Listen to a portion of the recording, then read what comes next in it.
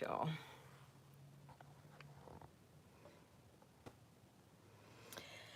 So, the power is out here. The power is out here, and yet Spirit has guided me to do a reading. So I have some window light while it is still daytime hours, and I have a bunch of candles lit so that hopefully you guys can see any cards I hold up okay. We've been out of power since yesterday around 2 p.m. and a town not far away had gotten power back. So I had driven there to grab a few bags of ice to keep my refrigerator. Well, I'm treating it more like a cooler right now. And we just got back. I've been using my car to charge my phone. So my phone is fully charged for the time being, and despite the power being out, Spirit's not. So y'all know me, I do as I'm guided. So we are live for a reading, whatever Spirit would have come through. So before I get started, the channel as of 2024, right, I'm giving everybody plenty, and I mean plenty of heads up, right, because as the time I'm recording this, it is literally June 30th.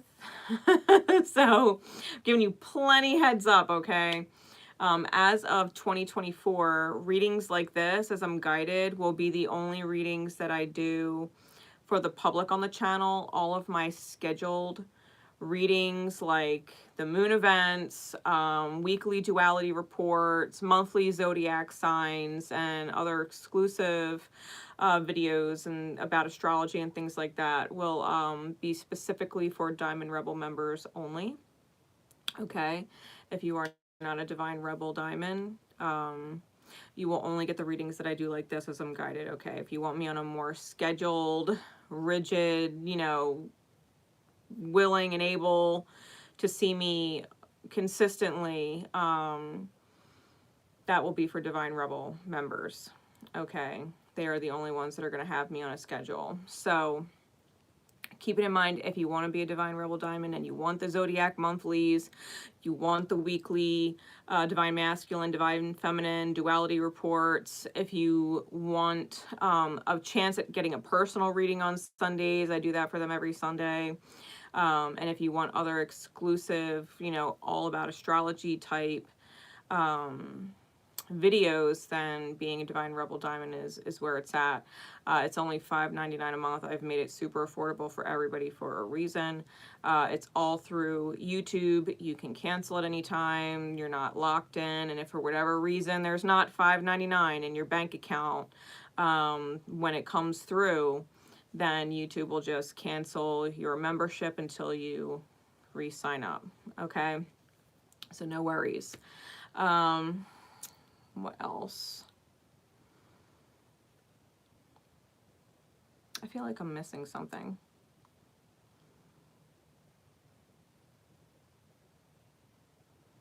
What am I missing?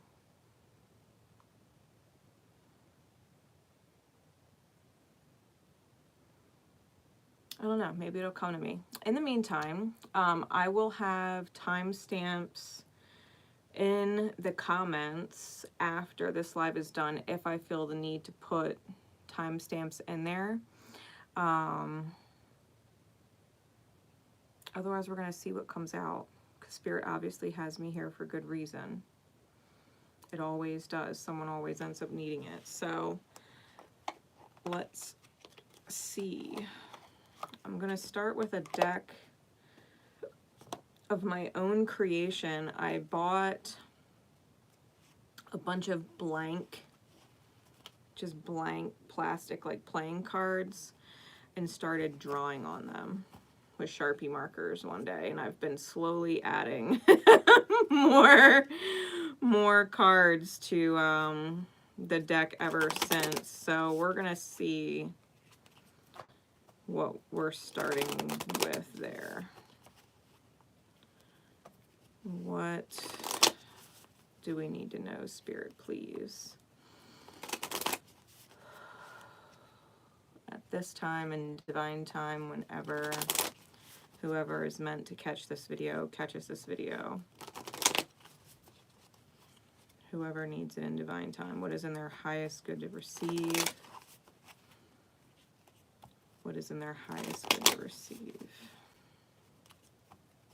at this divine time? That you would have me go live with the power out. All right. What is going on?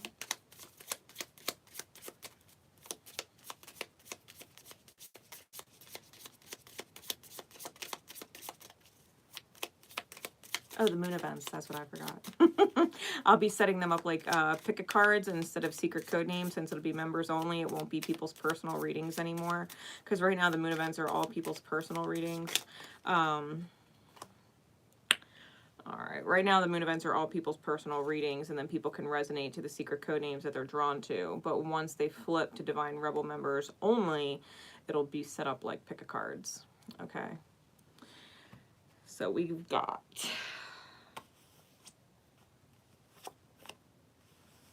the match and the pedestal with the key, the dark knight, the dream, and the hammer. Angel is on the bottom, and the forge is on top. Okay, so let's see.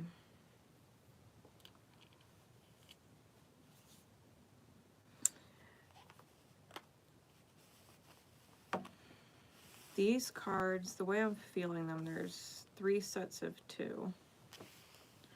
So we've got the match and the pedestal, because they came out flipped upside down together. And then I had the key with the dark knight and the dream with the hammer. Okay. Now...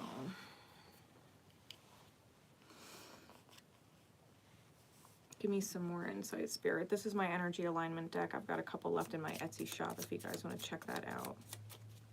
They're super simple cards. They're waterproof. They're spill proof. They're rip proof.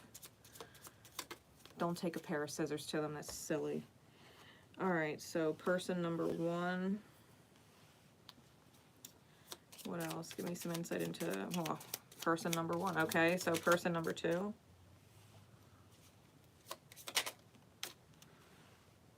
And person or energy number 3.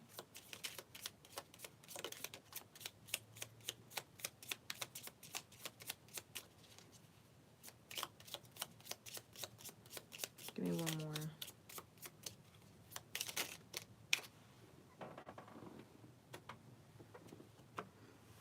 Okay. Heart chakra, caring is on top. Guilt-ridden, joy-oriented is the card on bottom.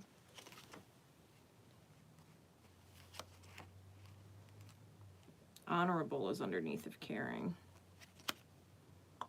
So you guys can see that. Inner peace-oriented. Which is going to be the focus, right? The energetic focus, to be honorable and caring and inner peace-oriented. So if you are not in a state of peace internally, then you really do have to honor caring about yourself, because green is a self-heart chakra energy, where pink is harmonious and linked with other people in the heart chakra. So person or energy number 1, we have the match and the pedestal, and it came out with bitter, and what is essentially focusing on self-forgiving, because it came out reverse. It says makes poor investments in others and will not let it go, chases reciprocity out of pride. So right now, person number 1, these are the cards we got. Okay. they're focusing on forgiving the self, right, with that card in the reverse dark shadow side. Okay, that's the card in the upright. My fingers will work. All right, so person or energy, take it how it resonates. Number one is probably like a match in the dark, realizing that they put someone on a pedestal and they're bitter. Okay, and they're bitter because they're realizing that they made a poor investment in someone. It's clicking, right? Like they made a poor investment in someone. They were chasing reciprocity, this person, and with this person, and unwilling to accept that they were wrong, right? In a sense, like about this person, like they gave to this person because they cared about this person. They were honoring this person. They pedalized this person, right? They put him on a pedestal. And they made a bad investment, right? They gave to someone who was non-reciprocal, and their own pride was kind of keeping them from admitting it, right? They were chasing the reciprocity. So right now they're dealing with being bitter and having to embrace forgiveness of the self because they didn't recognize an energy vampire for what it was. They put someone on a pedestal, but they are in this match energy. So the light has gone off in the dark, right? This person is very aware of the fact that whoever they were dealing with was probably not they didn't have their best interest at heart, right? They didn't reciprocate anything. So person number one was probably in this angel energy, right, making life sweet, and was addicted to what is essentially being in the chrysalis, which I call it's like a state of mush, right? Because when we're in the chrysalis, who we are completely dissolves and is reformed. And with the forge there on the bottom, it's kind of a similar energy, right? It's metallurgy. It's taking one thing and turning it into another more useful thing, right? Is what the forge does. So I feel like person number one is coming out of what is essentially a blind state. Now, person number two, with the key and the dark knight, is probably in the middle of a Chiron lesson. Okay, they are in the dark night, which means they do not see the light. Okay, there is light present, but they're not recognizing it as light. Okay, it probably has something to do with a moon placement or other lunar placement, like the nodes, right? North and south node are the lunar nodes. It could have something to do with Black Moon Lilith or White Moon Selene placements, but it definitely has something to do with Chiron. Okay, this person has sexual inspiration in reverse, which means they're leaning towards the shadow, which is apathetic. They just don't care. Apathy is a rough energy to be in. This person might tinker around in self-loathing, but they don't actually have any desire or sex drive at all, right? They're missing some kind of creativity. This is someone who I feel is just, especially with comfort zone stagnation coming out with it, right? These are the cards I'm looking at for energy or person number two. Sexual inspiration in reverse, and then comfort zone stagnation, the key, and the dark knight.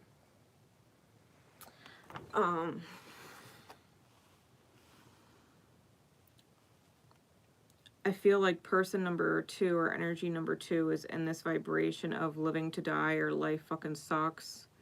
And they hate being here. Like they have a really hard time seeing the positive in things, seeing the light in things, or looking forward to anything. Like I feel like this person is rather Their point of view is rather pessimistic or depressing, okay, person number 2.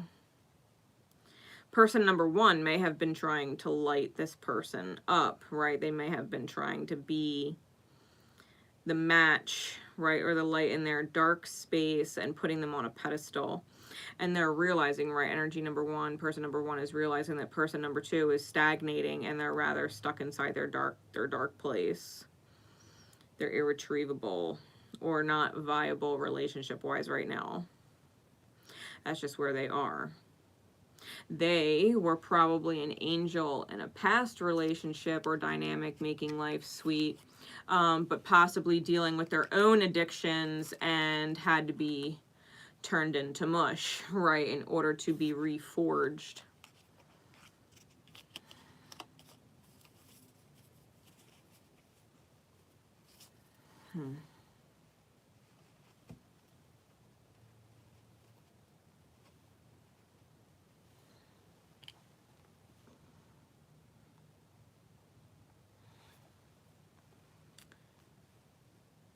Now, energy number 3.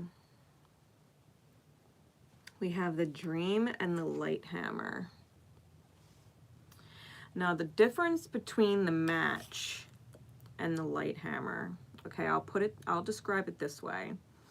The Match is a light that goes off inside the darkness. So, like, if you were to picture someone sitting trapped in a dark room. Hey, Lala, how you doing? Yeah, still no power. But that's not stopping us from being live. The Match, if you were to picture someone, like I said, being in a dark room, the match goes off and brings a little bit of light to the room, right? Where the light hammer energy is someone breaking through the ceiling and the light shining through, right? So it's a little bit different. The match lights up inside the box, but it's still inside the box, okay? And eventually, to be fair, a match inside of a closed box would eventually use up whatever fuel is in the air it needs to burn and then would essentially go out, right? Because there's nothing getting in or out the box. It's still trapped inside the box. But the light hammer breaks through it. Okay, and this energy is coming out with the Dream.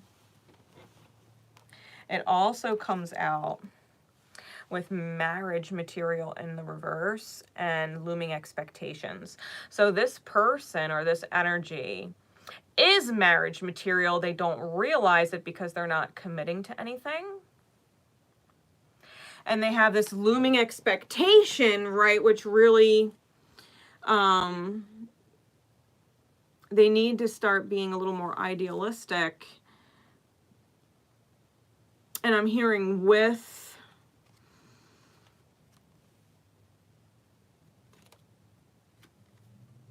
people who are also marriage material, but non-committal right now. You know what I mean? Because they don't want to be non-committal, right? This is in reverse. They don't want to be non-committal. They want to be in a relationship dynamic.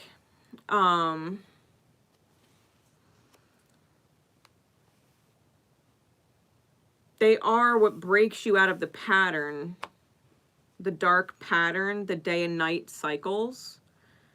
They break the pattern. I'm feeling like this individual might not see their own worth yet, though. Okay. They might not actually realize their worth. And or they expect everybody to be like them, when ideally everybody is authentic and not exactly like them, right? So I'm going to roll the Astro dice. Give me some insights into signs and placements for person energy number 1. And now this could be, it could be influences, what is going on in the cosmos right now, influencing their natal chart, and it could be their natal chart. So don't get hung up on the signs at all, okay? Especially if you don't know someone else's chart and all you know is their sun sign. There's so many fucking placements, okay? There's so many. Like, so this might be a quick light for you to say, okay, yeah, I know exactly what that is. Or it may spark you to think a little bit deeper into it. You're like, oh, wow. Especially if, like, let's just say I roll all of them and it's your placement dead on, and you didn't necessarily see yourself as, you know, one of these energies. It might have you thinking about, okay, so I didn't catch this message for no reason, and all of those dice rolls were exactly my placement, so how am I possibly that energy and not seeing it? You know what I mean? So just keep an open mind with the dice, okay? Don't get hung up on the dice, but definitely allow them to prompt your wheels to spin, okay? See things from different perspectives. So person 1, we've got Jupiter. So could be Sagittarius, but we've got Jupiter, we've got Aries, and we've got the 11th house, which could be Aquarius. Okay, so Aries, Jupiter, 11th house. You could also have Jupiter in Aries. You could have Jupiter in the 11th house. You could have Aries be the ruler of your 11th house. Okay, so you could have Sag as the ruler of your 11th house.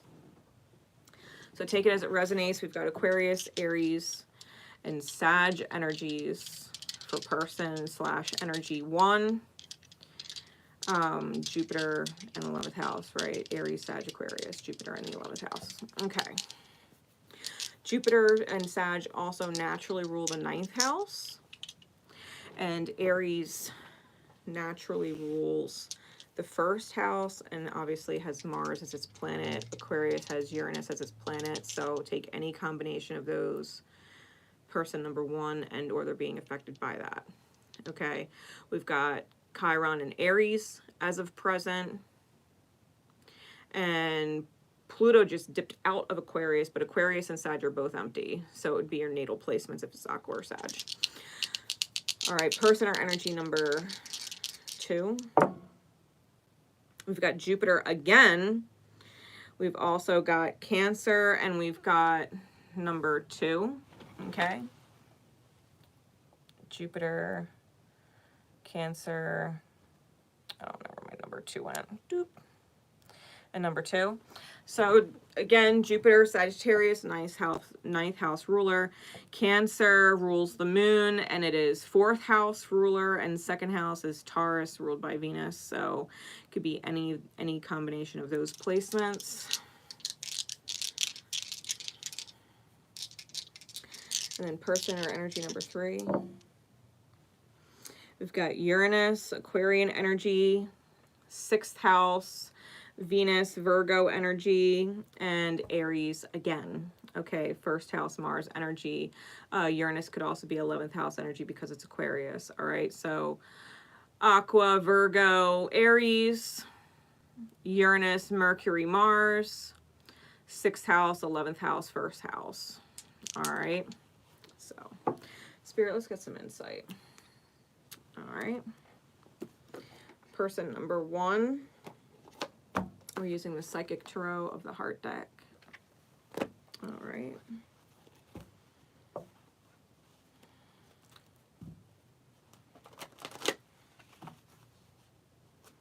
Let's get some insight, please.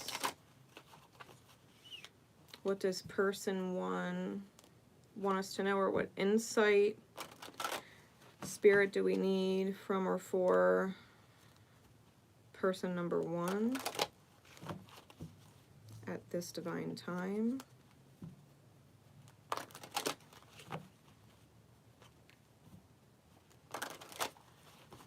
All right, let's see. Last shuffle. What do we need to know about person number 1 at this divine time?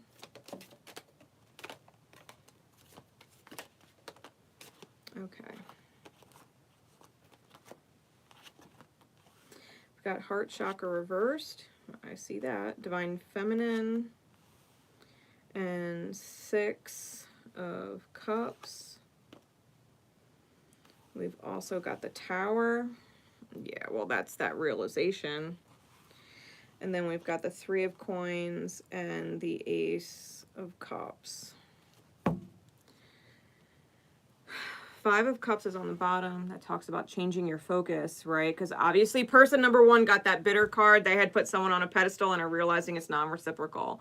All right, they're realizing that it's, or feeling like their energy was used, right? That they were used, that their kindness was taken advantage of, that their love was taken advantage of or taken for granted. Like person number one feels used, potentially by person number two, but in general. Okay, it doesn't have to be by someone else in the spread. It could just be how they're feeling in general about relationships in general. Okay. We've got the heart chakra reverse with the Tower. So this person is legitimately upset. This person is legitimately upset. Their heart is closed because they felt like they are worthy of receiving, right? They felt like they were worthy of receiving and they wanted the feminine to reach out with their energy to them, right? Because if we talk about, and you guys have seen it in my ticker tapes if you're familiar with the channel, if you're new to the channel, then you might want to watch the most recent Twin Flame video that I did, because it'll probably, one, make sense to you, and two, the ticker tape is there. So the feminine is the one that was receiving the good feeling experience from the masculine, someone in their high masculine energy. And they were probably looking to have the feminine, whoever was receiving in the feminine light, right, receiving the good feeling experience. They were probably waiting to have this person reach out or extend energy back to them, right? Because the Three of Coin is a contract. It's like, okay, I do this for you and you do this for me. It's very conditional. Because this person, as much as they probably would like to believe that they were loving unconditionally, really, we got the Five of Swords on top there. So as much as this person probably would have liked to believe they were loving unconditionally, they really did want the reciprocity, and probably kept giving and doubling down because they thought, well, if I give long enough and I give enough, period, eventually maybe they'll reciprocate or show gratitude, and they never did. And I think the more they're giving, they're realizing this other person is truly just taking advantage of them. So I'll say this, if you're bitter, then you weren't actually, I'm sorry if I trigger you, okay? Triggers are good, they help us heal, okay? So that you can understand. If you truly were loving unconditionally to someone, then you would not actually feel bitter, okay? Bitter is when you have this expectation that something would come back and it didn't. That's conditional. You were loving them, quote unquote, unconditionally, hoping, and y'all know how I fucking feel about that word, right? Hoping that the love would come back and it didn't. Okay, and now you're bitter. And so if you want to realign with that unconditional vibration, remember that your love is never wasted. They needed to experience someone like you that was extremely important for them in their journey, and you were the fortunate recipient of a lesson called make sure that someone else is invested in giving as much as you are before you continue to give, right? Don't double down. If you give to someone and they're non-reciprocal and they don't want to make it fair, make it even, make you feel appreciated for what you did for them because they appreciated it. If you do something really nice or positive for someone and you're giving of any of your 5 forms of currency, right? Love, knowledge, time, your physical presence or your body, money, like whatever currency you're investing in someone, if they are not reinvesting in you, then immediately cut it off and cut your losses right there before you continue investing. All right, that's the lesson. That's the lesson. Sometimes we want to unconditionally pour, but when someone's non-reciprocal and we keep pouring, or they're giving red flags and we're ignoring them and negating them because we understand their wounds, right? You're in empath mode. Okay, you're in empath mode and you're giving in your high masculine light, but you're not receiving a feel-good experience, and so you're in your dark feminine. And you're expecting the person who is in their dark or shadow masculine, who's not creating a feel-good experience for you, and who is in their high feminine light, right, receiving really good feeling experiences from you. That's a narcissistic mindset. Okay, that they're in narcissist mode. That's just where they're at, and people flip-flop between the two. Okay, we flip-flop between empath and narcissist with different dynamics.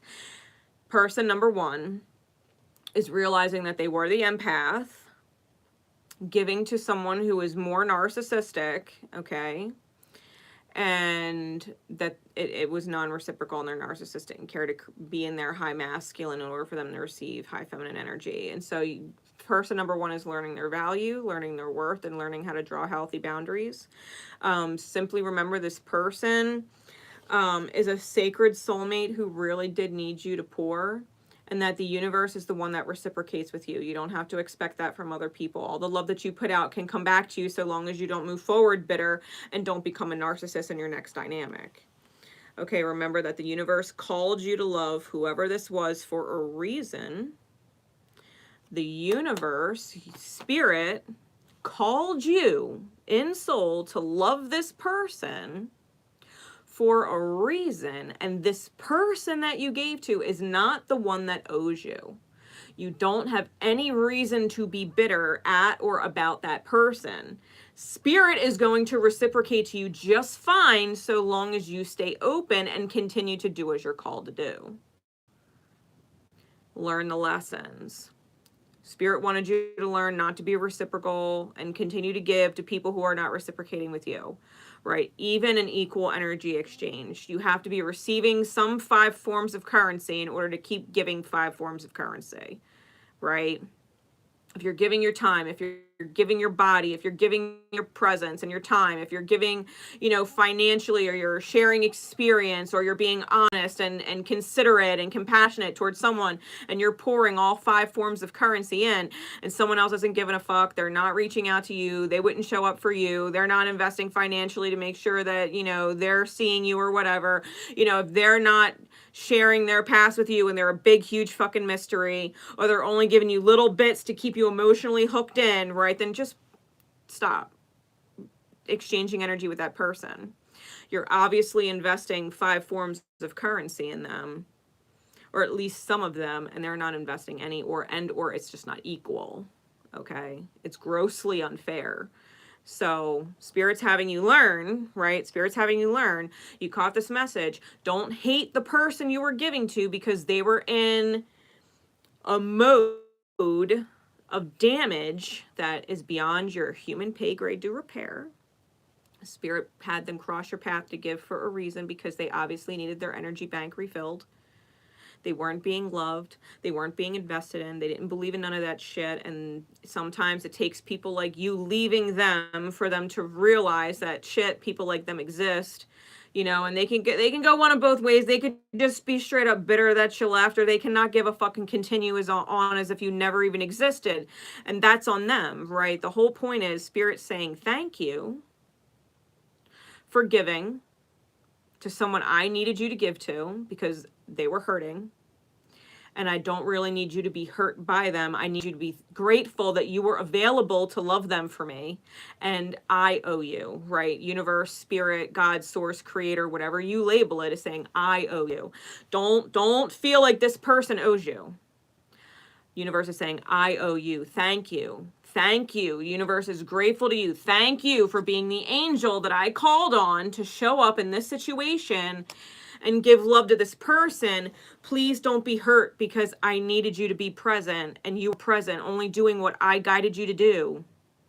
And I need you to refocus on yourself now, right? I need you to refocus on yourself now. Whether you feel like you won or you lost, if you're hurt and alone, I need you to heal. I need you to heal yourself, right? I need you to heal yourself and go with the flow, right? I need you to heal yourself and go with the flow, and truly move on, right? And truly move forward, remembering that you are the master of your heart. No one else controls your heart but you, right?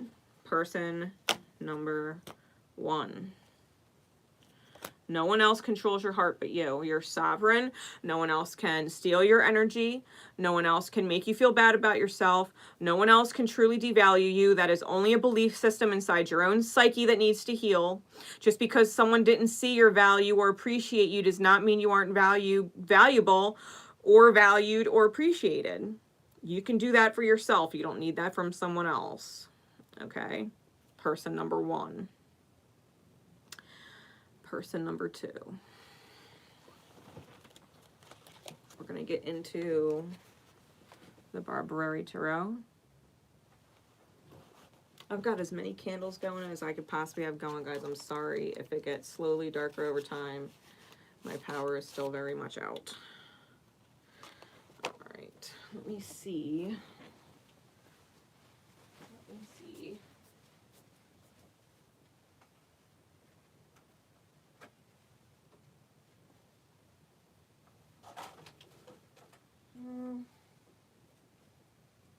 I don't know if I can get more light in here, guys, to be fair.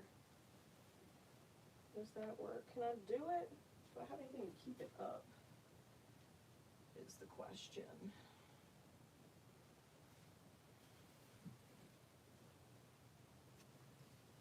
We're just gonna do that.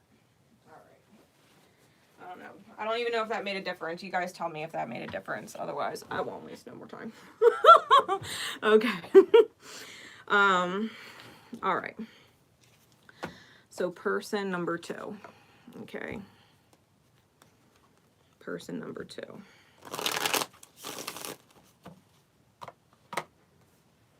Let me just move these a little bit so we got some room.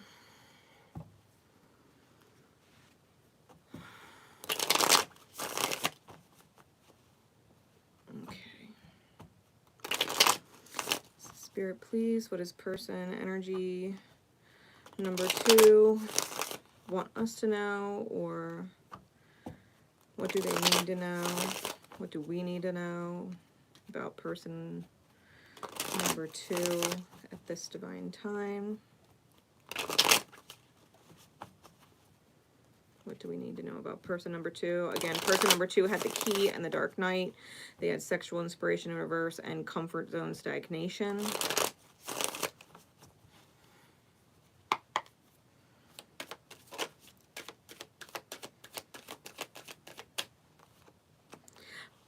Person number 1 also may have issues surrounding or regarding their father, okay, and receiving love from their father, whether they are a man or a woman, or something else entirely that you identify as. They may have been taught from their father incorrectly about how love is, or how to receive love from a counterpart or partner.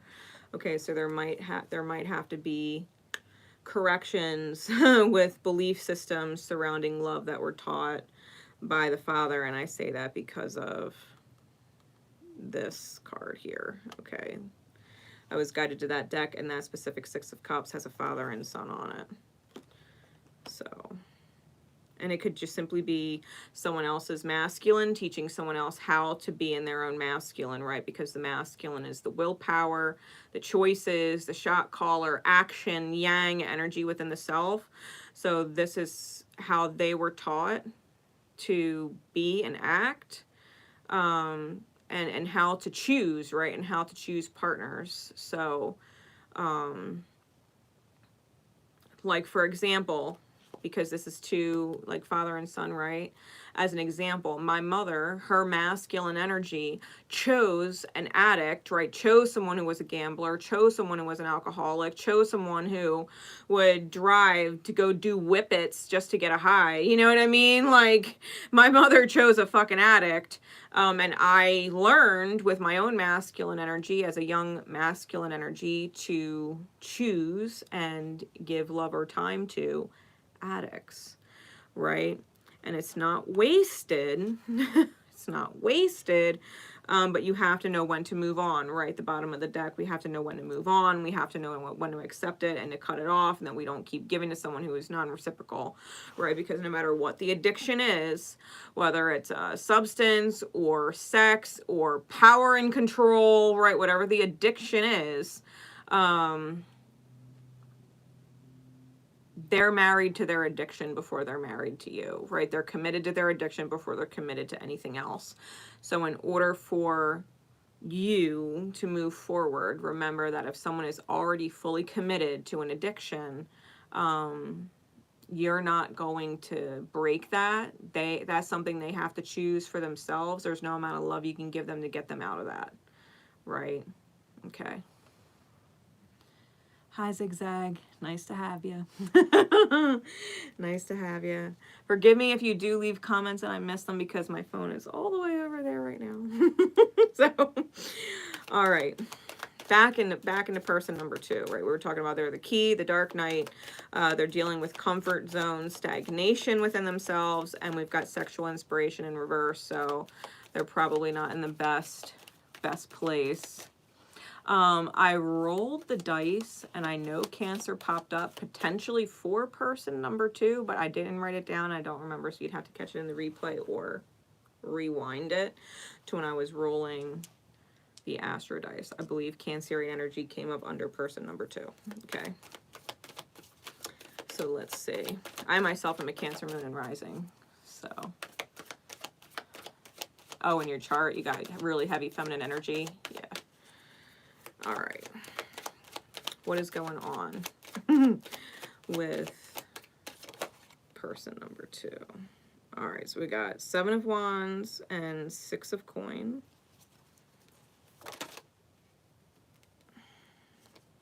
Okay.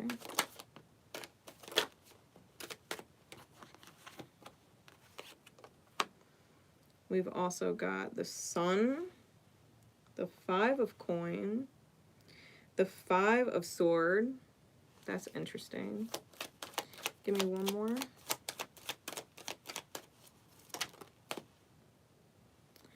We've got the 6 of Cups. Am I keeping? All right. We got a story.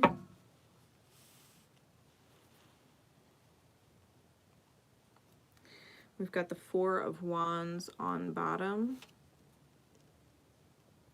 And the King of Coin on top.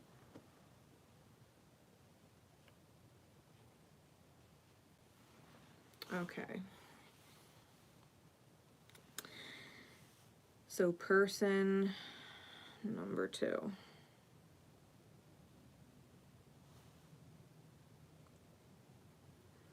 This person is super defensive with the 7 of Wands because of the 5 of Coins. So they have abandonment wounds. Okay, they have a fear of being abandoned or a fear of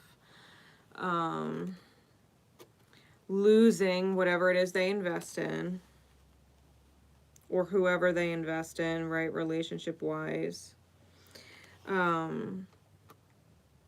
When it comes to 6 of Coins energy, which is typically giving, right, someone who has giving to someone who doesn't, right, we're talking about impoverished energy. Hey Rita, how you doing? They get argumentative, right, with the 5 of Swords. They might not actually like receiving from someone, like they don't want anybody to take pity on them. They might actually get offended, and when people try and give to them, one, because they feel obligated to return it, they feel obligated to be reciprocal, and so they're rejecting what is being given to them because they don't want to reciprocate. They're not in a mental space or emotional space, right, a psychological space to reciprocate because they're afraid of being abandoned, and so they don't want to invest back. They don't want to reciprocate because they don't even know if it's worth the investment to begin with. And it could come out as like, don't feel bad for me, or I don't need whatever you're giving me, right? I don't need it, I don't want it. And it does push people away that want to invest in them, right? It does. So let's see. The Sun card with the 6 of Cups in their best light. I mean, this person is probably a sacred soulmate on your path. They definitely bring out the best in their counterparts, and they deserve love. Like, this person really does deserve love. They've just been really hurt, right? So person number 2 was probably in person number 1's shoes at some point. okay? They probably put someone on a pedestal, and then realized that this person was completely taking advantage of them and using them, or breadcrumbing them, right? And stopped giving, right? And left really wounded, right? Which is why I was talking, when I was talking about person number one, being really aware that whoever it was doesn't owe you anything, right? Whoever it was that you were investing in doesn't owe you anything, but you were called by spirit to love them for a reason, because this person was owed love and it came through you, but spirit only owes them so much, you know what I mean? Which is why if they don't wake up, right, if they don't wake up, and they're continuing to be non-reciprocal and they're stagnating in their comfort zone,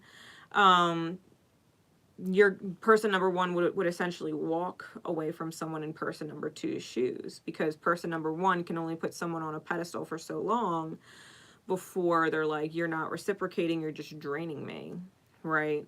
So person number one essentially had a lot to give and overgave, or has been overgiving to refill person number two, and they're realizing person number two is non-reciprocal, right?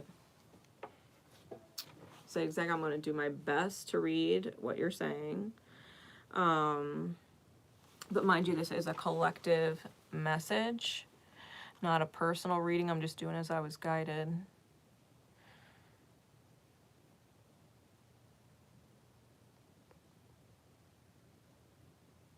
Then use this as insight. If it's something that you really don't need to be concerned with, then don't be concerned about it.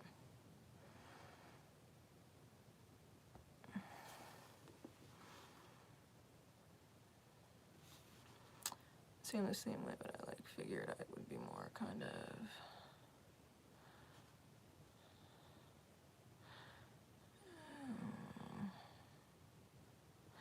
No, people that are called to give don't always want anything in return, because it's still an energetic balance that spirit is watching play out. Or you're expecting a certain energetic currency back that they're not willing to give. They might be giving you a different form of currency and you're not receiving it as that because it's not your love language. Like, for example, someone could, and this might be a language, right, a love language barrier, okay, that we're talking about here. And maybe this is why it's important that you're here and we're about to have this conversation.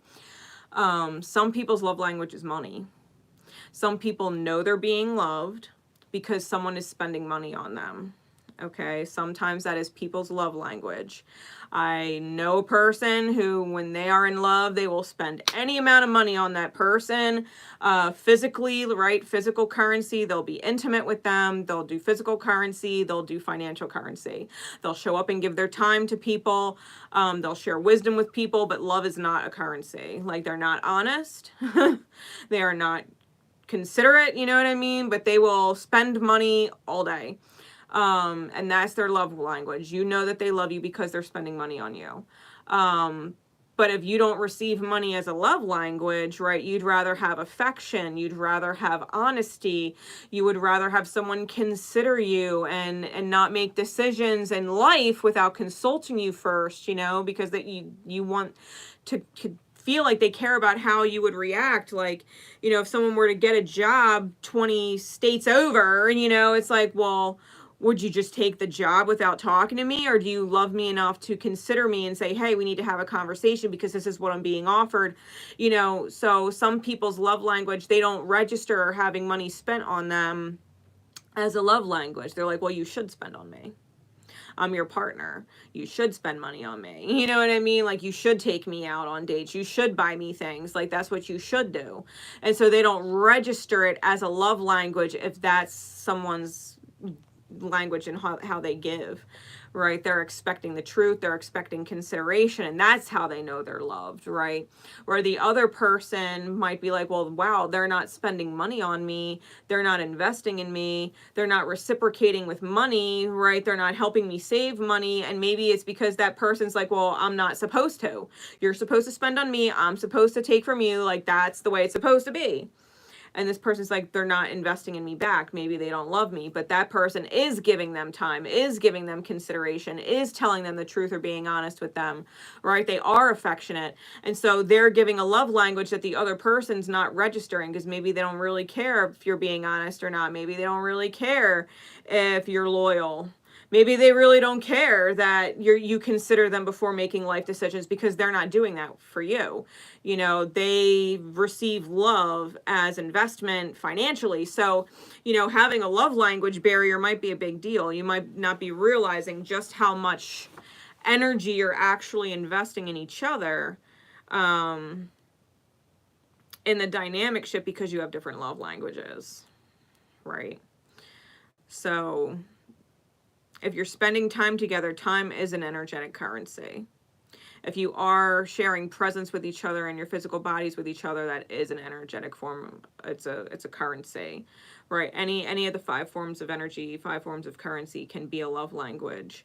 So you're still exchanging energies. It's just, okay, well, if you're giving me loyalty and I'm receiving financial support, and you're giving financial support and receiving consideration, well, aren't we fair then? Instead of viewing it or perceiving it as unfair because the languages you want to give or receive are different, is it really actually fair though? You know, so let that spin your wheels a little bit in hindsight. And if you realize that someone maybe they couldn't give a certain form of currency, maybe they didn't have it to give, right? Maybe they were wounded, they couldn't give you whatever it was you were looking for as far as like love currency, but they were giving you time, they were giving you their physical body or their presence, like they were giving you other forms of currency. That's what they were comfortable giving. Then you can't say they didn't give you anything. You know what I mean? So it helps curb the bitterness. Like you gave so much and they gave nothing. Or the other person might be like, I can't believe they didn't even see what I was giving. Even if just because I wasn't giving that doesn't mean I wasn't giving nothing. You know what I mean? So, and this is why people stay hurt and they go back and forth in these cycles to help them understand, right? Spirit would have you understand the other party's point of view.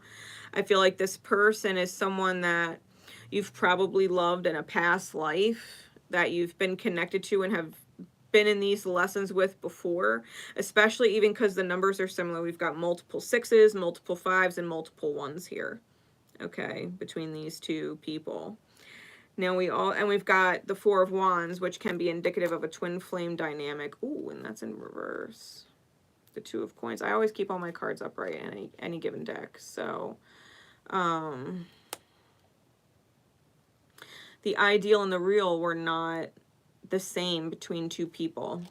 Okay, so person number 1 and person number 2, I don't think y'all understood each other's love language.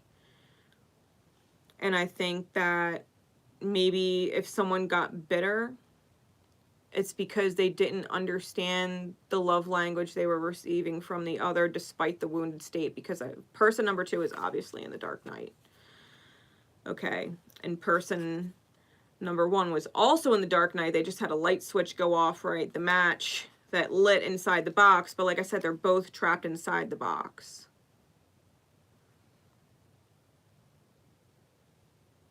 They're both in their own shadow energy, right? One being shadow feminine, one being shadow masculine, one being light masculine, one being shadow masculine, right? The empath narcissist dynamic.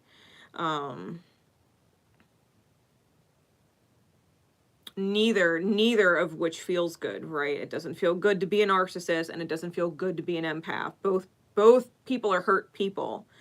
You have to be, and they do have different love languages, okay? They do have different love languages. So really try and understand the other person's love language without having to become them to learn it. Okay, without having to become them to learn it. Now, if we get into the story, we've got the 8 of Cups and the 2 of Cups. So someone moved forward and claimed a victory King of Wands and the Chariot, but now they're non-committal. And they may be very guarded now. They may be very guarded now. Because the King of Wands here is actually covering or hiding his mouth with the sword. So only the truth may come out, and may be cutting, and there may be certain truth that they're unwilling to reveal. Okay.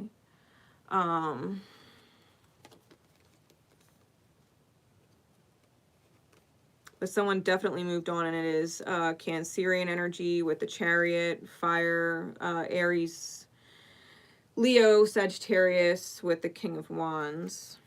We have Leo here again with the Sun card. Okay, so you might even have Cancer, Leo, cusp energies.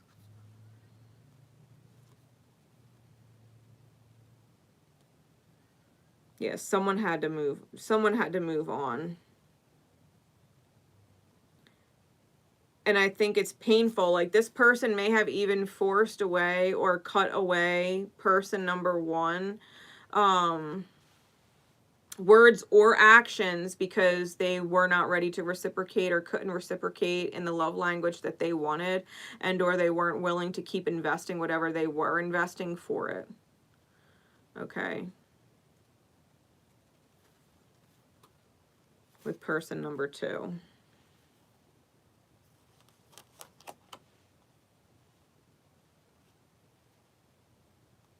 Now, energy number three.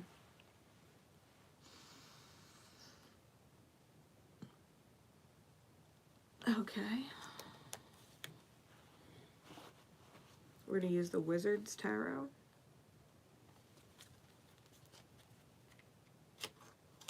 And Kipper. Why would you not guide? All right, Spirit. I don't argue with Spirit, guys. I just do what Spirit tells me to do. It always makes sense to somebody. Why am I pulling Kipper for person number three? Adjudication. This person is either on trial or they are the judge of person one and or person two. They are the energy that comes through for one or the other, okay? Because the masculine and the feminine are both sitting in front of the judge. And remember how I was talking about things being equal, not realizing it, moving forward, having to not be bitter, right? I was talking about all that. So person number three is marriage material, but they have looming expectations that require other people to kind of be where they are, which may or may not get in the way, but they're the light hammer, right? They're not the match inside the box. They break the ceiling of the box open. Okay, this is the dream. This is the dream. So this is the final verdict, right? The final receiving. How I was talking about how Spirit owes you, not the other person, right? People get hung up and they get bitter because they gave to someone who didn't give back to them, and Spirit's like, don't you understand? The energy exchange, you do as I call you to do in Spirit, right? You love who you were called to love. And when it doesn't work out and you move on, you move forward. But I need to make sure you're in alignment to receive the final judgment, right? Whatever that is. And sometimes people get stuck in really painful dynamics, and sometimes people end up in a dream, right? So Spirit wants to talk about the dream. This is not about people who get stuck in narcissistic, empathic dynamic cycles, but people who break out of it and end up in the light worker, or high masculine, right, high feminine energy, and they're in their light worker energy, as opposed to shadow, right, double shadow, which is energetic vampirism, or dark alchemists, right, who try and reverse alchemize gold to lead, metaphorically speaking, with people, right, taking beautiful energy and making it dark. So I feel like this person being the light hammer is someone who is in high masculine, high feminine energy. They know how to create positive experiences for other people, and they have an expectation and or a healthy boundary that expects that feel good experience to be returned to them, right? So it's reciprocal, reciprocal dynamic. The problem is, I think this person hasn't found anybody worth giving their light to yet. They haven't actually given anybody a chance to be reciprocal. Okay, that's what I think this looming expectation and marriage material in reverse is. Because it didn't come out on the shadow side, it came out on the light side. It's just not quite there yet. So I feel like this person doesn't know who they can trust to be the recipient of their high light, right? Because they know they could break somebody out the box. They know they could break the box open. But are you going to get out the box, though? You know what I mean? Like, are you actually going to get out of the box? Or are you going to sit in there and be like, no, I'm in my comfort zone stagnating. Or no, I'm bitter and I don't want to give. I just gave to someone else and they shit all over me. I'm not giving anymore. And the person number 3 is like, all right then, well, if you're still stuck in your dark night and you don't want to come out your box and you're sitting there, imagine the box, like just ready to energetically suffocate yourself in bitterness, well, you know, heart chakra shut down, then person number 3 is just like, all right, then I'll be single, right? Non-committal, then I'll be single and I won't commit to anybody. Okay, but someone is obviously capable of being with person number 3 or they wouldn't have shown up in this reading. Okay, they're being mentioned for a reason. They obviously have a history and came out on the light end of it, right? They got out of the narcissist empath cycle. They don't deal with empaths anymore. They don't deal with empaths anymore because empaths don't necessarily understand other love languages, and they don't deal with narcissists either for obvious fucking reasons, okay? They're not going to put somebody on a pedestal. Person number 3 is not the kind of person to put someone on a pedestal, okay? They're just not. So, unless they're also sitting on it. Unless they are also sitting on it.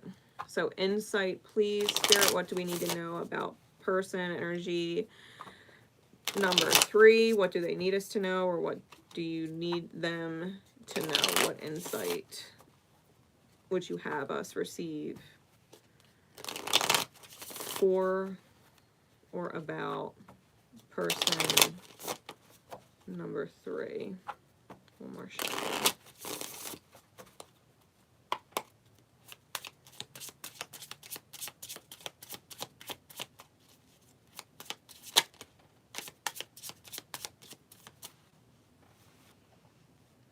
All right, we've got the 3 of Wands, the Queen of Wands, and the 7 of Wands. Fire. Clarities, please.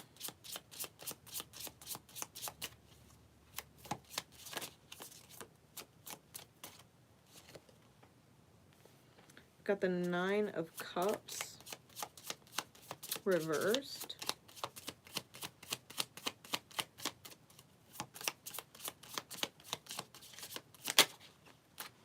We've got the Moon clarifying the Queen of Wands.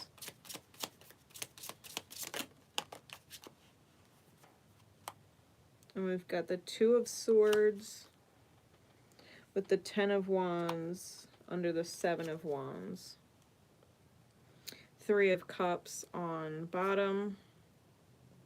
5 of Wands on top. This card in this particular deck, they're wielding all 5 elements, right? They're wielding the earth, wind, water, fire, but there is also spirit, right? This electricity being wielded. And when we've got the 3 of Cups on bottom. So this person is joy-oriented, right? Ultimately, this person is joy-oriented. They just don't believe that it's out there. They think they're going to get shit on. The 10 of Swords is under that. And Spirit, 8 of Wands, is kind of letting them know with the 6 of... that looked like a 6 of Cups card. That's the Death card. But it's Lovers, right? With an angel. There's lots of fire there. I'm peeking at the bottom of the deck being nosy. And the 4 of Wands, right? It's letting them know that someone is out there in the mirror, but they kind of have to move forward from this stuck belief that that no one's on their level. Okay. They might have to let go of the fact that they think that no one's on their level. This person number 3 might be looking around at all the person number 1s and the person number 2s of the world and being like, I'm never going to find anybody. Because everybody's on that spectrum, somewhere in the empath narcissistic spectrum. This person's on a far different end of the spectrum, okay, or in another spectrum completely. Like, they're not in the empath narcissist dynamics anymore. If they were at any point, they're not anymore. The 3 of Wands, clarified by the 9 of Cups in the reverse. This person, and they're sitting with an alchemy set on their desk. So this person is the alchemist, right? If you go back and watch the twin flame message that I just did in that ticker tape, I explained the alchemist, which is the light worker. In the journey that they've been on, they ended up the alchemist, but they didn't get their wish, right? They didn't get the actual wish they wanted. What they went through was the healing process and became very aware of this cycle and got out of it, right? They literally got out of it. So they didn't get the wish their ego or their egoic mind wanted. They became really aware, okay? They became a different kind of aware of what is going on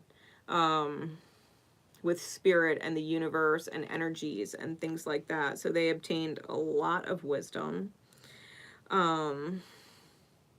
Right, that Uranus energy, I believe I rolled that for person number 3. That's that radical wild card energy, right? Uranus is electric. It rules that element of electricity.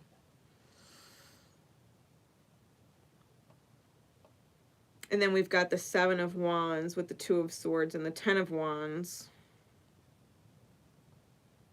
And the Queen of Wands with the Moon. Now, the Queen of Wands with the Moon, again, that could be Aries, Leo, Sag energy. For me as a reader, it's Leo, but also Sag. Coming out with the Moon card, I think that they're aware of the inner child, because the moon card is indicative of the secrets that are buried right within the self, or shadows, right? Inner child wounding. I think this person is aware of what the wounds are or were and desire to be outside of those triggers, right? They don't want to be inside the triggers that set off the fear state or the vulnerability of their inner child. They don't want their fears to become a reality by investing in a relationship dynamic that might put them back into these cycles. Like, now that they've gotten out of these cycles, they don't want to get sucked back in. They know what they desire. And I think they're extremely intuitive and are probably able to see the childhood wounds or the inner wounds of other people. Okay, they probably pick up on that really easy, especially if they're in the alchemist energy. The 7 of Wands with the 2 of Swords and the 10 of Wands. This person's extremely wise, okay? And they kind of feel like... they might feel like they're swinging in the dark, and their ancestors might be trying to get messages to them. But it's almost like they're in this dance, right? Because the 2 of Swords, it almost looks like they're doing a dance with the swords. And then you have these blackbirds or these crows, right? Or ravens, whatever they are, in the background flying around this person with the moon there. And then we have this wise old man wearing this kind of crown all lit with the different chakra energy. So, like, this person's been through a lot. Okay, this person has probably been through more than most people have in order for them to get the fuck out of these cycles. Okay, it must have been powerful enough or drastic enough that they legit woke up, right?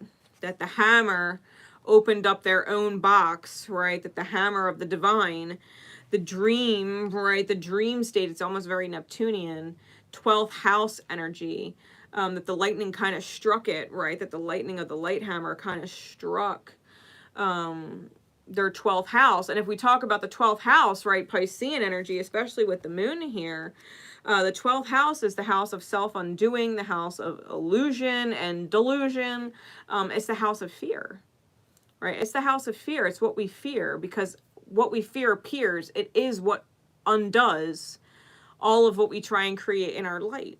It's the darkest house, right? It's the most mysterious. It's veiled. It's the stuff that we bury, right? The 12th house in our astrology is what we don't want to look at. Like for me, being a Cancer rising, my Gemini is my 12th house ruler. The last thing I want to see is the reality. And my Chiron and Lilith are there. So I will martyr myself and abandon my own light, right? Lilith and Chiron, I got them conjunct in there. I will abandon myself and martyr myself in the reality and not want to see it, that I'm being the martyr, or that I'm abandoning my highest good. I'm abandoning the reality that I'm suffering, you know, for whatever I want to try to achieve in someone else's potential. My fucking Sagittarium, right? Being of service to other people. So I know when I'm not taking the reality for face value, I'm in a detrimental position, right? And so whatever your 12th house is, you have to be really aware of it, because that's what you want to ignore. For someone like me, I wanted to ignore the reality, right? Because Gemini is about face value facts, knowledge about the reality, right? There is such a thing as narcissism. There is such a thing as sociopaths. There is such a thing as fill in the blank, right? They are real things, and they're more common than people like to lead on. Okay? Cancer rising, having Pluto in my 7th house, I was a fucking magnet for narcissists and people with sociopathy, like magnet for it for the last freaking cycle, right? I'm so glad. I'm so glad that Pluto's gonna leave my 7th house for the rest of my lifetime.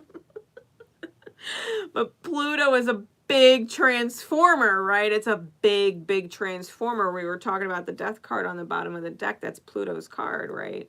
So really, if you're vibrating with person or energy number 3, yes, you've been through a lot. You know your value. You know your marriage material. I think you don't know if anybody else out there is, though. Which just might be where you're at, right, in the scheme of things. You might still be in that testing mode with the universe, where they're kind of like, are you sure you don't want to get sucked back into these cycles? Are you sure you don't want to, you know, start caring about someone? Especially if, you know, something like Pluto is affecting your chart and retrograding into a certain house that might be trining on or squaring on your 7th house of partnerships, right? You might not want to quite open up right now, because you are very aware of the fact, especially if you're intuitive, right? Because this is also, being Pisces energy, highly intuitive.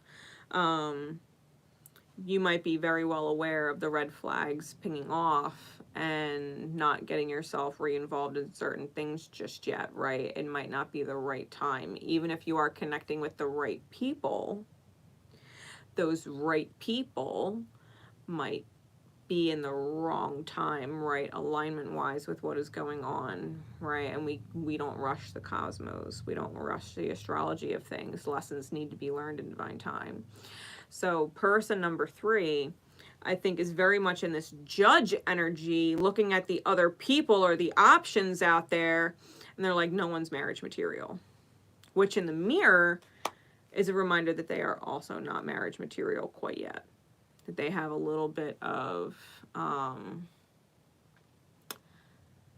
solidifying self-approval first, that they would not jeopardize the healthy boundaries and be like, well, I guess I can give it a shot, when they know better, right? Their inner child is saying, well, you can give it a shot, and you know better. It's better to just wait. So I feel like person number 3, or energy number 3, is being tempted right now to fall back into person number 1, person number 2, empath, narcissist cycles, of bitterness and stagnation, right? Realizing that people aren't reciprocating and not being inspired, not wanting to create joy, right? That reforging of the self.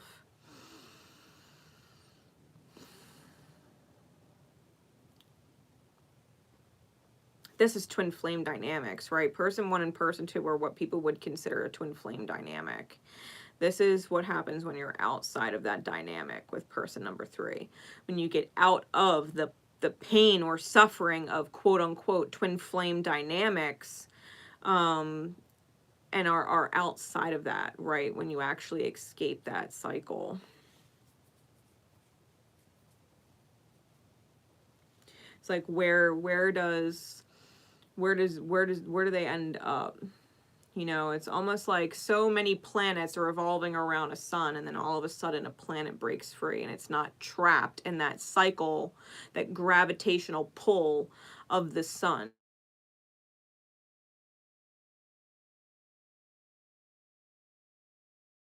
Power back yet. You don't need to call me and remind me.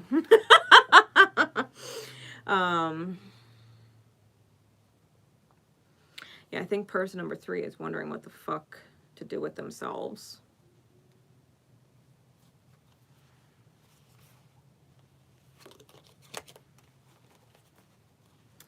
I'm going to pull a 4th energy. I will put timestamps in the comments after. I'm going to pull a 4th energy because I feel like it's what's not seen. Because I feel like everybody here on the table wouldn't see this 4th person or this 4th energy. You know what I mean? Like they're not in the energetic space to see them.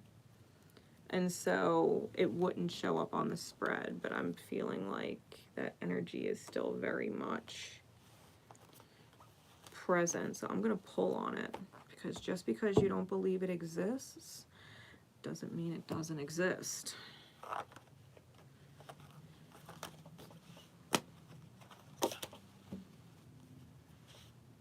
So let's see. Spirit, please, energy. Fourth person energy. The chrysalis and the cauldron.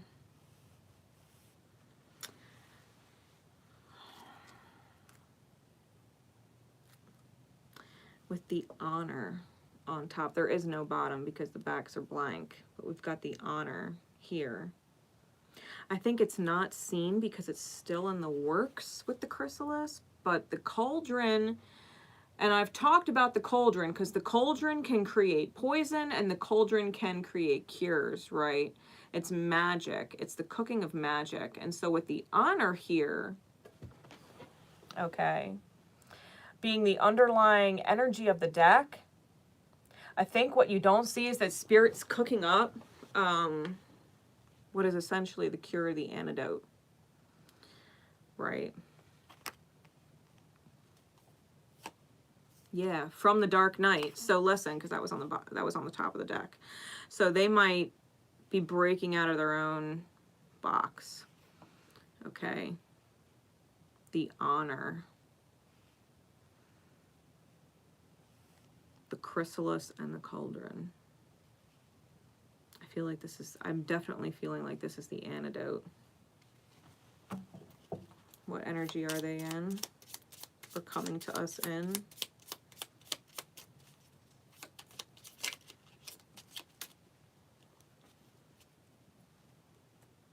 Ooh, safe is on top. This person's energy is safe. Okay? And they're honest. Ooh, and stable. Okay. Honest and stable. All right, I'll leave them out, Spirit. We also got relationship-oriented. Pink, right? Heart healing. It's harmonious. And clairvoyant. So this person is extremely intuitive and psychic. They are not in denial and they are not jaded. Okay. We got all light attributes that flew out for this person with this particular deck, and underneath of safe is grounded. So this person, when I tell you they're an antidote, they're like an answered prayer.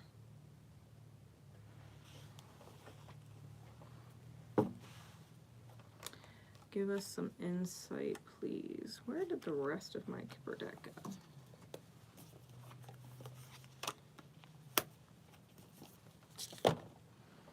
I'm going to pull the Mirror of the Soul Tarot.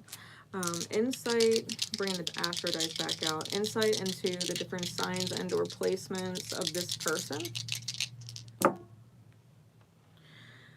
We've got the Moon, Cancerian energy, 4th house. We've also got 5th house, that's Leo, could also be the Sun.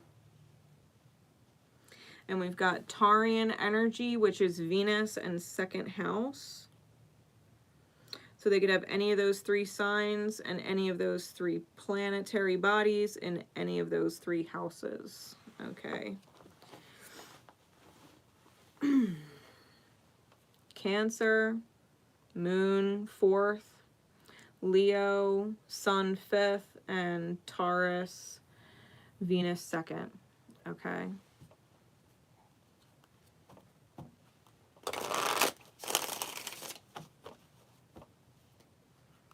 They could also have placements that play off of yours in that way, right? Important Moon or important Venus, important Sun placements in regards to your own.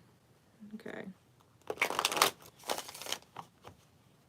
Especially if it's aspecting on your 5th house in a positive way. All right, insight into person number 4.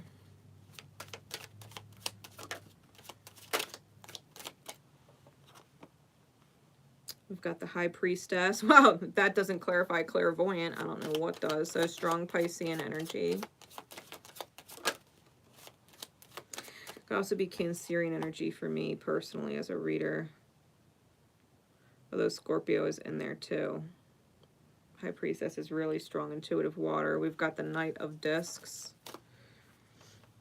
and the 3 of Cups. So if you were person number 3, because the 3 of Cups was on your deck, this is important for you, knowing that person number 4 exists. Okay. The dawn is there, right? They're coming, whoop, they're coming out the dawn, okay? Coming out of a trip.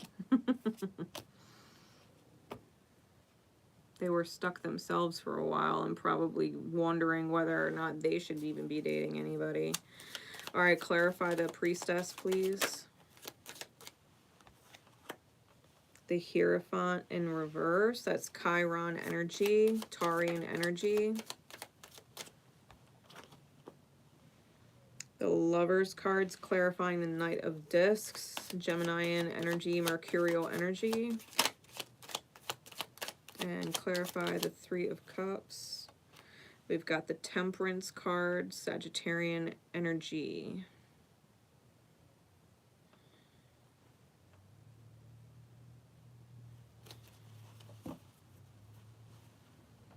Three of Wands is on the bottom.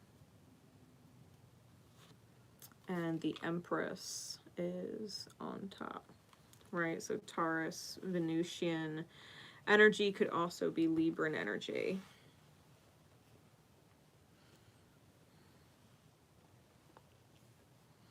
So Taurus and Venusian energy is super strong with this person.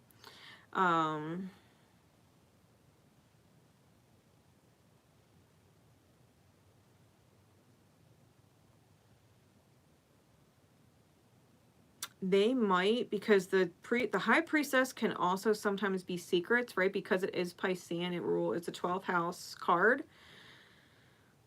This person might not see the marriage material right in front of them, to be fair, because the Hierophant can also be high commitments, right? High spiritual contracts, marriage material. They might not realize their marriage material. Or they might be in the same boat, right, as person number 3, not thinking anybody is out there. They could be very well aware of how they've martyred themselves in the past.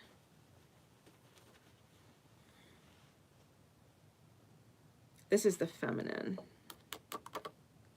Okay, this is the Empress energy. Regardless of gender. This person, you might actually be really tempted to give to this person because they're in their high light to receive, and might not quite, and might actually hold back because you're not sure if you should give to them, not sure if they'll be reciprocal, but they will be. But they will be. They will be reciprocal. They might not give unless they're given to first, but they will absolutely reciprocate. Yeah. Yeah. Right? This person will reciprocate. So just like person 1 and person 2 are kind of in a cycle, that empath narcissist cycle, I think person number 3 and person number 4 are both alchemists, right? They're both in their high light energy, high masculine, high feminine, but one is the initiator, which I do believe is going to end up being person number 3, being the initiator, and person number 4 is the reciprocator. So once person number 3 opens and initiates to this person 4 energy, the person 4 energy will reciprocate. I think that's a given. They're also joy-oriented. They are in their alchemist energy. This is a rectifying energy. It literally says rectify in, well, in the Latin sense. On this card, the mixing of fire and water. Okay. I know my phone doesn't zoom in. I'm sorry, guys. My actual camera and my laptop is down with the power, so forgive me. But this person is stable. They are honest. They are relationship oriented, and they do have clairvoyant or clear knowing. And so they will be able to feel your intentions when you give to them. They will know that you're not going to breadcrumb them. They will know you're not holding conditions with what you're giving, especially if you give or initiate with no expectation of anything in return, which I think is what person number 3 has to shake, right? Because that looming expectations card was a shadow. They might have been in those non-reciprocal dynamic ships with the empath narcissist cycle for so long that they're afraid to give because they expect to receive back. But if they drop the expectations, right, and they don't expect anything back and they just initiate because they feel guided to or feels good to, person number 4 is going to reciprocate. Person number 4 is going to reciprocate. They are the lover. It's just taken them a long time to get here. They are the counterpart. Okay, the actual counterpart. They're the high feminine to whatever masculine energy person number 3 is. Because we literally got Empress and High Priestess here. They're the 2 high feminines. And despite the Hierophant being in reverse, Hierophant's high masculine. But they're not the initiator. They're relationship oriented and they're stable and they're safe.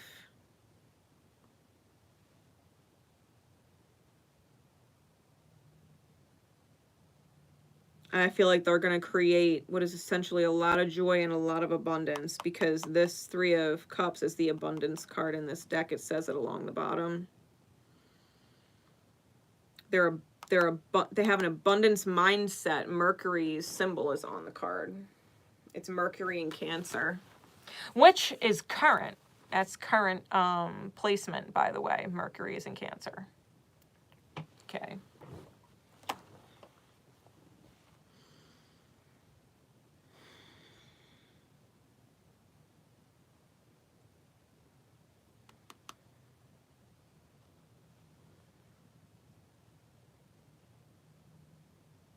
I feel like person number 4, if someone is giving to them, they're willing to face the mountains of life, right? They're willing to move forward and take on whatever they got to take on to get there with you, right? I feel like this person is an awesome ride or die type energy, willing to reciprocate and continue to give to whoever is giving to them. I think they're highly reliable and very honest and open. I don't think they keep secrets. I think they're transparent.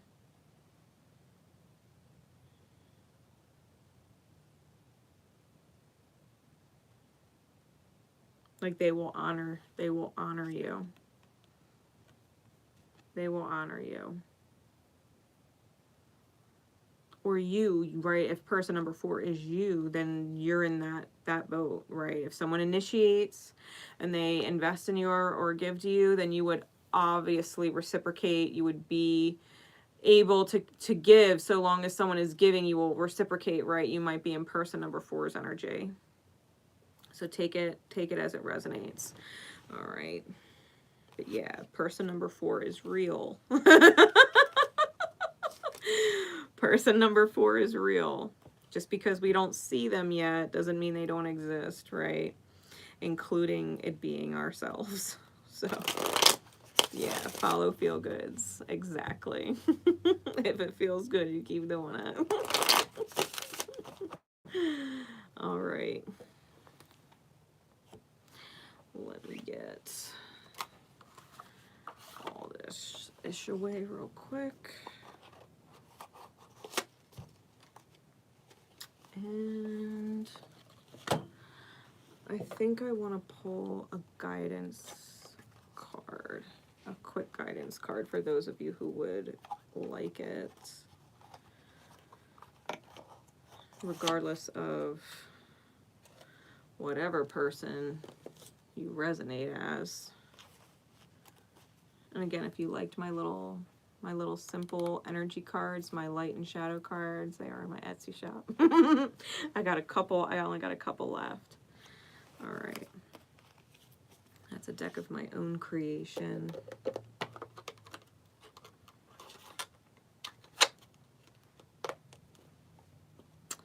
Put these away. What guidance deck? Spirit. Okay.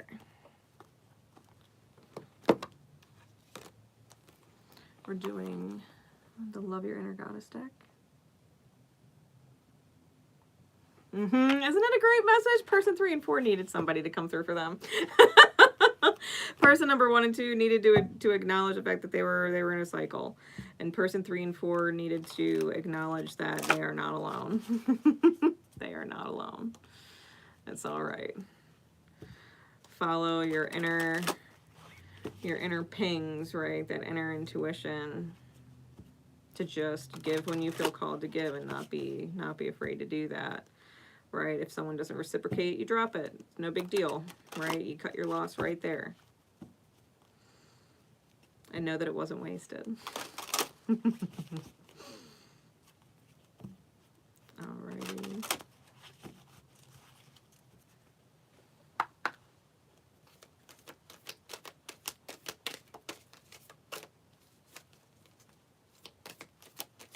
What guidance card, please, Spirit?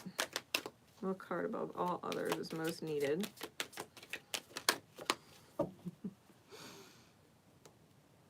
Yeah, it was not all a dream. Yeah. Exactly, Rita. Exactly. Soul sisters. 2 hearts, 1 soul. Divine feminine energy, right?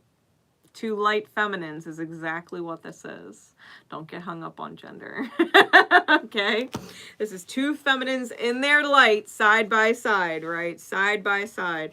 And head to head, right? Their heads are literally leaning towards each other. So they're of like mind, which is masculine energy. So, right? The masculine rules the mind.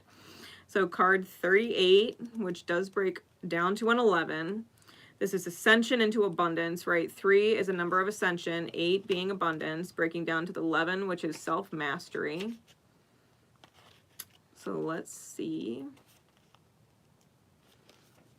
It says,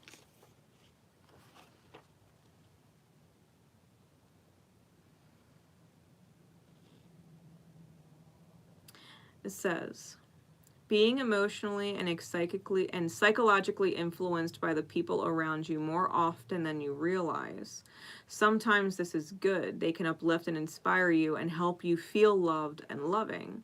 However, sometimes you can sense that being truly yourself in a situation could result in unwanted conflict, and you undermine yourself to keep the peace. You'll find that the moment you stop doing this, some difficulties you've been having in moving forward will fall away, almost as if by magic. The relationships worth holding on to can handle a little more truth, even if feathers get ruffled, before being smoothed over with love once more. Right? So that in and of itself is reminding you, like, yeah, like some things uplift us and influence us psychologically that way. And sometimes we'll find ourselves dimming our own light or not being our full self because we don't want to make other people uncomfortable, or we don't want to start a conflict, right, by being who we are. And yet, that's exactly what you need to do in order to have what is truly difficult no longer be an obstacle, right? It's allowing yourself to just be yourself and flow with who you are in your light, not really worrying about the judgment, opinion, or upset of other people, just because they hold judgments or have expectations or don't like it. Like, if you're a loud person, don't not be loud. Obviously, they're not the kind of people you should be hanging around with if they don't, enjoy you, or you can't enjoy yourself being around them, right? Then there's other people you would be around. And if you're hanging around them and dimming yourself, you're not going out and meeting new people, right? That enjoy who you are. Just as an example, I can go on examples. I'm just not. I think you could do that yourself, right? Use your wonderful, beautiful imaginations and hypotheticals, okay? It says some relationships nourish your soul, whilst others damage it. And a nourishing relationship has an effect on your soul just like nourishing food does on your body. It makes you feel good, increases your energy to live your life, and enhances your well-being. Healthy relationships for your soul are those that uplift, inspire, and help you become more yourself with fearlessness. They do not drag your spirit down into anxiety and confusion. Some people may love you, but just not know how to be in a relationship with you that is healthy for your soul. With such people, you will either need to show them how to be in your life in a soul-loving way, or take extra special care of yourself when you are around them. Sometimes this will not be enough to protect you from the negative influence of the relationship, and you will need to walk away. This can be sad, yet it also creates space for your soulmates to enter your life. These are the people with whom you share a deep and real connection. You love each other in a way that frees you to be yourself. We attract new soulmates into our world by being good to ourselves. Be your own best friend first. Require respect in your relationships.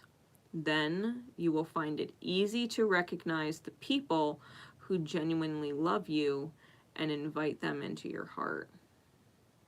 As special guidance, it says you can say aloud. Or if you can't say it out loud, you can just repeat after me in your mind, right, as I say it out loud, okay? It says, I invite healthy love and connection into my life. I have the courage to handle unhealthy patterns of relating with wisdom and strength. I love myself, and I have so much love to share unconditionally with others. My heart recognizes my true soulmates as I open myself up to genuinely loving relationships. All right.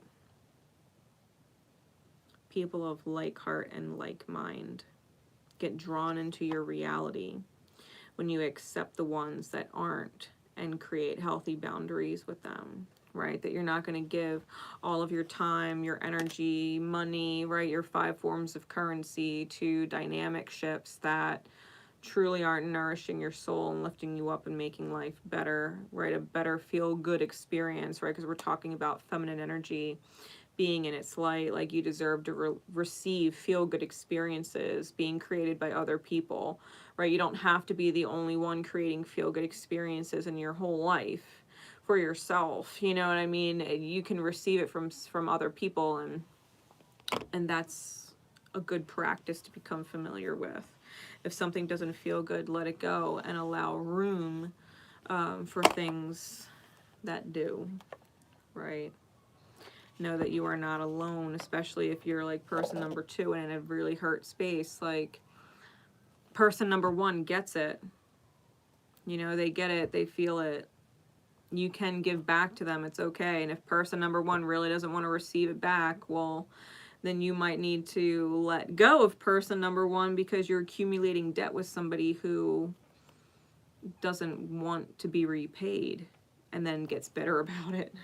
So, you know, not speaking the same love language. Find someone who speaks the same love language, okay? Or that appreciates your love language, even if they speak a different one. At least they're fluent in your love language, right? Even if it's not their natal language, right?